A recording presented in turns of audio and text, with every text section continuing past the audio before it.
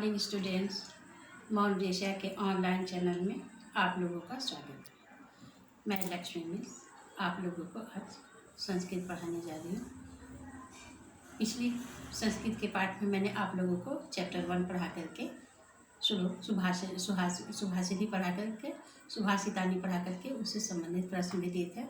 आशा है आप लोगों ने प्रश्नों के उत्तर लिख लिए होंगे और प्रथम पेज को अच्छे से सुंदर से बना के डेकोरेट भी कर दिया होगा, क्योंकि समय अभी आप लोगों के पास बहुत है। आज मैं नदी की आत्मकथा में सिर्फ उसके बारे में, नदी के बारे में कुछ इंट्रोडक्शन, कुछ परिचय में देने जा रही हूँ। अगली कक्षा में मैं पाठ को पढ़ाऊँगी। तब तक आप लोग शब्दार्थ को याद करके और कठिन शब्दों के अर्थ जान करके देख करके आप लोग रहेंगे। नद्या आत्मकथा, इस पाठ में नदी की आत्मकथा के रूप में वर्णन किया गया है।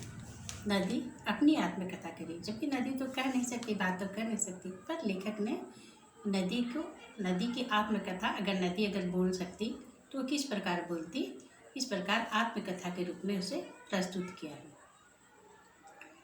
नदी किसी भी राष्ट्र के लिए प्राणदायिनी होती है। राष्ट्र के निर्माण में उसकी महत्वपूर्ण भूमिका, बहुत बड़ी भूमिका होती है। संसार में कोई ऐसा देश नहीं जिसमें नदी ना हो, लेकिन इस संबंध में हमारा देश बहुत ही खुशनसीब है, बहुत ही भाग्यशाली है, क्योंकि हमारे देश में एक नहीं हजारों नदियाँ बहती हैं। और कुछ नदियाँ तो इतनी विशाल है कि उसका जल सालों भर नदी में लबालब भरा रहता है, वो कभी सूखता नहीं है। ऐसी नदियों में गंगा, यमुना, गोदावरी, कावेरी, तुंगभद्रा, ब्रह्मपुत्र आदि बहुत सारी नदियां हैं।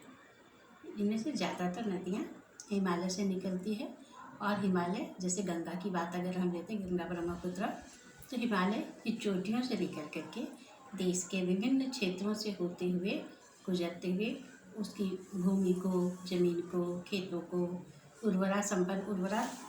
उर्वर करती हुई और अच्छे से उपजाऊ बनाती हुई, लोगों के जल की आवश्यकताओं की पूर्ति करते हुए अबाध गति से प्रबल वेग में बहती है।